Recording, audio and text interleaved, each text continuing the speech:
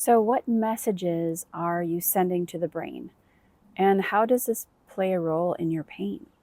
If you are a person who struggles with chronic pain, persistent pain that has lasted for 3 to 6 months or more, have you heard that the pain may be all in your head? This is a hurtful comment, right? But I will say they're not totally wrong. But let me explain. It's maybe not what you're thinking.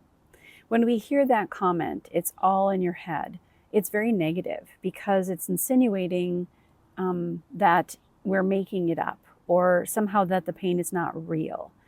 But what if I told you that it is the brain that makes the pain, whether it's real or perceived? The brain makes the pain.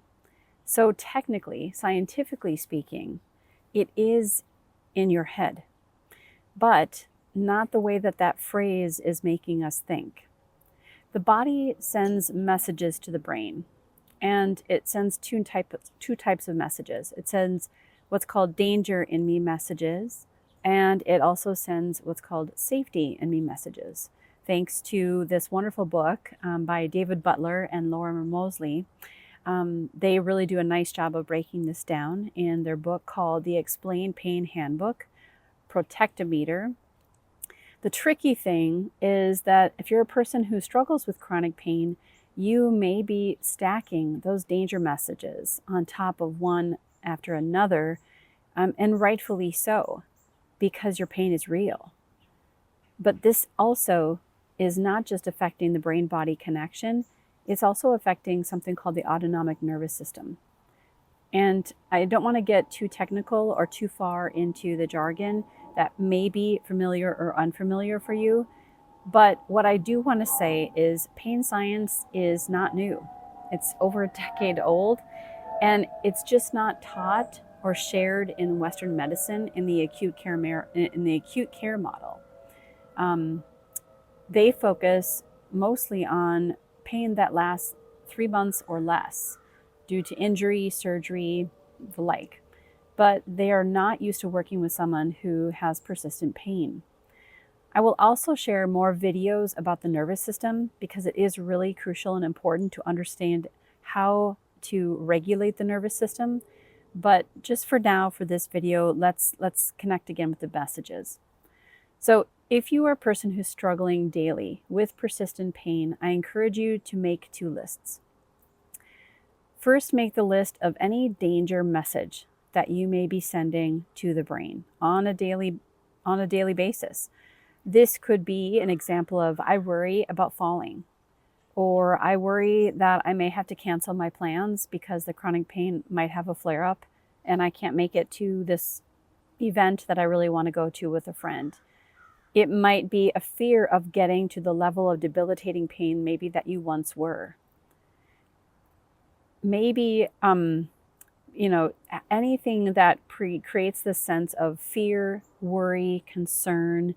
That is what the brain is going to focus on. Those danger messages going to the brain, whether the pain or whether the danger is real or perceived, the brain will and potentially determine that it is important to make pain.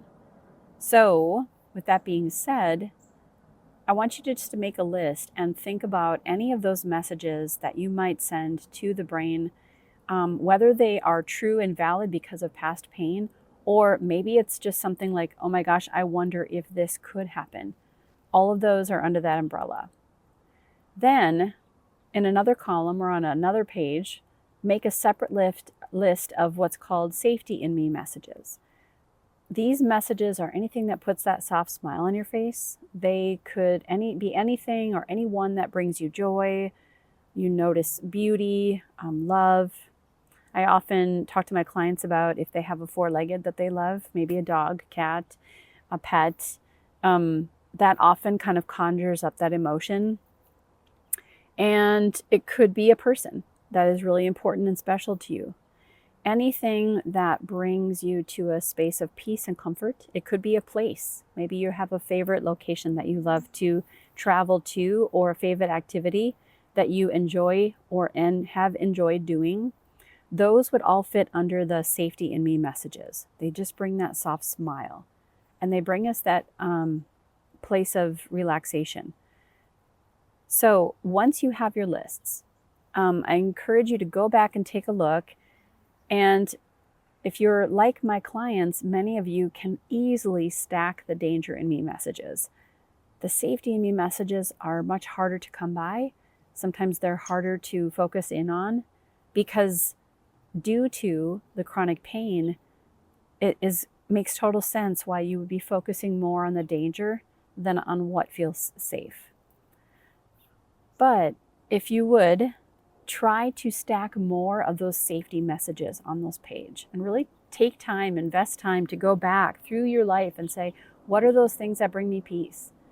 And really stack that so that the next time you hear a thought in your mind of something, maybe perceived danger or real danger, some fear you have, or I worry this could, see if you can stop that danger message and replace it with a safety message. And you may even maybe list the safety messages on your refrigerator at home or someplace where you're more likely to be exposed to them on the daily, and see if you can switch it from sending more danger messages to the brain to stacking far more of those safety messages, and just see what happens.